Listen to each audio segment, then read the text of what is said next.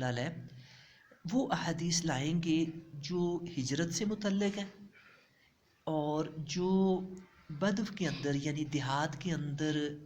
آباد ہونے جا کے رہنے کے حوالے سے ہیں. تو ہجرت کو تو آپ جانتے ہیں کہ یہ دین کی اصطلاح ہے. ہجرت کہتے ہیں اللہ کی خاطر. ایک جگہ سے دوسری ہاں جگہ شاباش، جانا. ویری گڈ، شاباش. ہاں ہجرت کہتے ہیں اللہ کے دین کی خاطر آپ سے ایک جگہ پہ نہیں عمل ہو رہا، اللہ کے دین پہ آپ سے نہیں چلا جا رہا، بے دین ماحول ہے، کافروں کا غلبہ ہے، آپ نہ اپنی جو ہے انفرادی زندگی میں اور نہ اجتماعی زندگی میں آپ اللہ کے دین پہ نہیں عمل کر پا رہے. تو ایسی صورت میں پھر اللہ تعالیٰ نے تاکید فرمائی ہے کہ جہاں دارالاسلام ہے، دارالاسلام کا مطلب کہ ایسا خطہ، ایسی سرزمین جہاں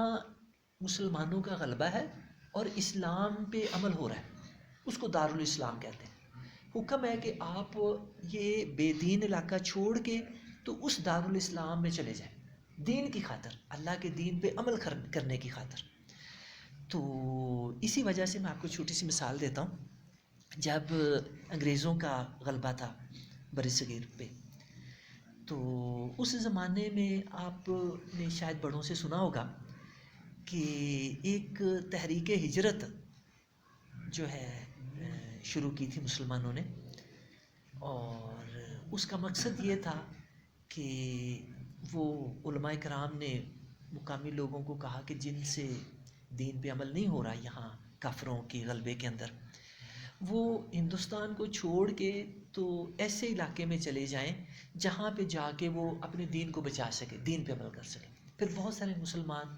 جو دیندار تھے وہ علماء کرام کی اس فتوے پہ ہندوستان کو چھوڑ کے تو دوسرے علاقوں میں آباد ہو گئے تھے جہاں اسلام کا غلبہ تھا، ترکی تھا، باقی علاقے تھے. تو یہ میں بتا رہا تھا ہجرت کی وضاحت کے حوالے سے. اور یہی جو ہے ہجرت، مجھے نہیں خیال پڑتا کہ کوئی نبی گزرا ہو جس نے ہجرت نہ کی. جتنے نبیوں کے میں نے واقعات پڑھے ہیں نا،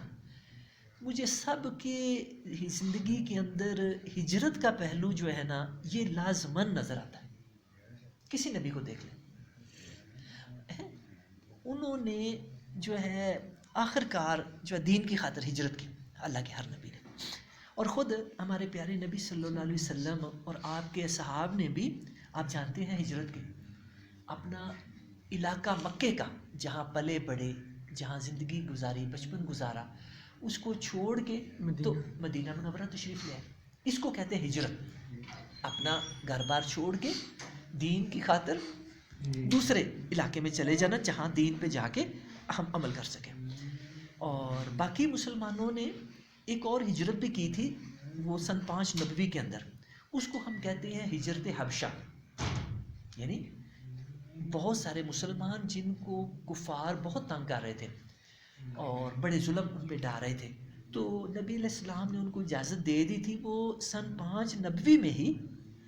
یعنی ہجرت مدینہ سے پہلے ہی، اس سے جو ہے ہجرت مدینہ ہوئی ہے 13 نبوی کے اندر، اور اس سے آپ کہہ لیں کہ 8 سال پہلے، ان سے 5 نبوی میں نبی علیہ السلام کو نبوت کا دعویٰ کیے صرف 5 سال ہوئے تھے.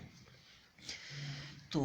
مسلمان جو ہے وہ حبشہ کی طرف ہجرت کر کے گئے تھے. تو یہ میں نے ہجرت کا آیا تو میں نے کہا ذرا اس کی وضاحت کر دوں کہ اس کا کیا ہے. اور دوسرا یہ باب امام ابو داؤد رحمۃ اللہ علیہ جو بیان فرمائیں گے اس میں، وہ ہے سکن البدو. یعنی بدو کہتے ہیں دیہات کو عربی کے اندر،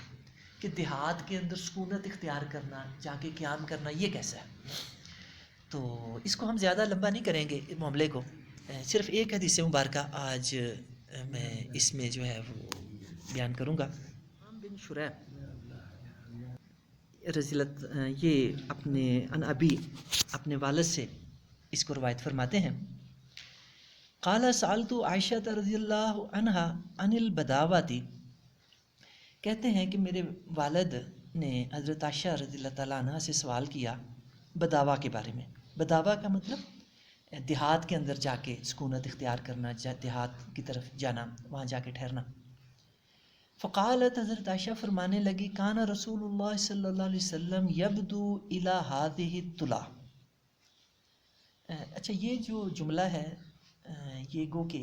امام ابو داؤد رحمۃ اللہ علیہ اپنی کتاب میں لائے ہیں، سیاہ ستہ میں سے ہے ابو داؤد شریف، لیکن محدثین بتاتے ہیں کہ یہ جملہ ضعیف ہے، یہ جملہ جو ہے یہ صحیح کی کیٹیگری میں نہیں آتا۔ لیکن میں اس میں ایک دلچسپ بات آپ کو بتاتا ہوں کہ میں نے یہاں لوگوں سے یہ لفظ سنا آ کے، یہ جب نیچے کا ذکر کرتے ہیں بیٹے سیدھے ہو کے بیٹھو، تو یہ تلا کہتے ہیں نیچے کو یہاں کے لوگ، تو میں سمجھتا تھا کہ شاید یہ ہندوکوں کا لفظ ہے، لیکن جب میں نے یہ حدیث مبارکہ پڑھی تو مجھے پتہ چلا یہ عربی کا لفظ ہے۔ ہاں تلا جو ہے یہ عربی کا لفظ ہے، اس کا مطلب ہوتا ہے نچلے علاقے، یعنی ایسے علاقے جو نیچے، ہاں اس کو تلا عربی میں کہتے ہیں، تو یہ وہی لفظ اس حدیث مبارکہ میں آیا۔ یعنی کہ مجھے لگتا ہے کسی کوئی عالم صاحب ہوں گے جو عربی جانتے ہوں گے، انہوں نے یہاں یہ لفظ کو استعمال کیا ہوگا اور لوگوں نے اس کو پکڑ لیا۔ یہ اصل میں لفظ یہ عربی کا، یہ آپ کو میں بتا دوں۔ اچھا پھر جو ہے وہ فرمانے لگیں وَإِنَّهُ أَرَادَ الْبَدَاوَةَ مَرَّةً کہ نبی اکرم صلی اللہ علیہ وسلم نے ایک دفعہ بداوا جانے کا ارادہ فرمایا، بستیوں کے اندر نچلے علاقوں میں جانے کا آپ نے ارادہ فرمایا، کیونکہ مکہ بھی جو ہے، مدینہ بھی آپ جانتے ہیں پہاڑی علاقہ ہے اور یہ مطلب جو ہے بلندی پہ واقع ہے۔ تو آپ نے ارادہ کیا تو فَأَرْسَلَ إِلَى نَاقَةٍ تو انہوں نے نبی علیہ السلام نے ایک ناکہ بھیجا، فَأَرْسَلَ بیٹے شور نہیں کریں، باتیں نہیں کریں،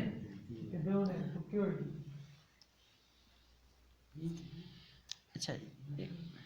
فَأَرْسَلَ إِلَى نَاقَةٍ مُحَرَّمَةٍ مِنْ إِبِلِ الصَّدْقَةِ کہ کچھ صدقہ کے اونٹ آئے ہوئے تھے، تو آپ نے ان میں سے ایک نوجوان اونٹنی وہ حضرت عائشہ کو بھیجی سفر کے لیے کہ آپ ان پہ سوار ہو جائیں۔ تو جو ناقۃ محرمہ ہے یہ ایسی اونٹنی کو کہتے ہیں جو مطلب گو کہ جوان تو ہوتی ہے لیکن ابھی ٹرین نہیں ہوتی سفر کے حوالے سے، یعنی وہ صحیح طرح سے چلتی نہیں ہے، پرابلم کرتی ہے، مسائل پیدا کرتی ہے، تو ایسے جانور ہوتے ہیں نا جن کو سدایا نہیں ہوتا، مسائل پیدا کرتے ہیں۔ تو حضرت عائشہ فرماتی ہیں کہ ہم اس پہ سوار ہو گئے تو رستے میں وہ اونٹنی تنگ کرنے لگ گئی ہمیں، بیٹے ایسے نہیں کریں، ادھر توجہ کریں، رستے میں وہ اونٹنی تنگ کرنے لگ گئی، تو کوئی ہم نے اس پہ سختی کی اس کو سیدھا کرنے کے لیے کہ یہ ٹھیک طرح سے چلے، تو نبی اکرم صلی اللہ علیہ وسلم نے جب ہماری سختی دیکھی تو آپ نے فرمایا یا عائشہ عرفو کی نرمی سے کام لو، یعنی کہ جانوروں کو بھی نبی اکرم صلی اللہ علیہ وسلم سختی کرنے کو پسند نہیں فرماتے، جانوروں پہ بھی۔ لیاقت صاحب یہ بڑی اہم بات سمجھنے والی، نبی علیہ السلام جانوروں کے لیے بھی آپ رحمت تھے، جانوروں پہ بھی بڑے شفیق تھے، ان کا بڑا خیال رکھتے تھے، تو حالانکہ کتنی کی سختی کی ہوگی، ایک جانور چل رہا ہوتا ہے تو کیا سختی کی ہوگی، لیکن نبی علیہ السلام کو وہ بھی اچھی نہیں لگی، آپ نے انہیں بھی کہا کہ ان پہ سختی نہ کرو، جانوروں پہ نرمی کے ساتھ شفقت کے ساتھ ان کو چلاؤ، عرفو کی نرمی، رفق۔ فَإِنَّ الرِّفْقَ لَمْ يَكُنْ فِي شَيْءٍ قَطُّ إِلَّا زَانَ، اصل میں یہ جملہ تھا جس کے لیے جو ہے نا میں نے یہ حدیث مبارکہ آپ کے آگے رکھی، کیونکہ اس سے پہلے بھی حدیث مبارکہ اسی باب میں آئی تھی،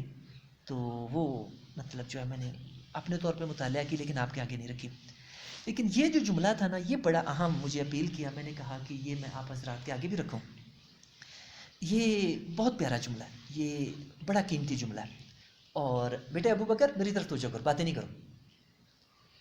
تو اس میں اس کا کیا مطلب ہے، نبی علیہ السلام نے ایک تو فرمایا کہ نرمی کرو اس جانور پہ اے عائشہ، فَإِنَّ الرِّفْقَ لَمْ يَكُنْ فِي شَيْءٍ قَطُّ إِلَّا زَانَ، وجہ کیا ہے کہ جب بھی کسی چیز کے اندر نرمی آتی ہے تو اس چیز کو زیب و زینت دے دیتی ہے، جس چیز کے اندر بھی نرمی آ جاتی ہے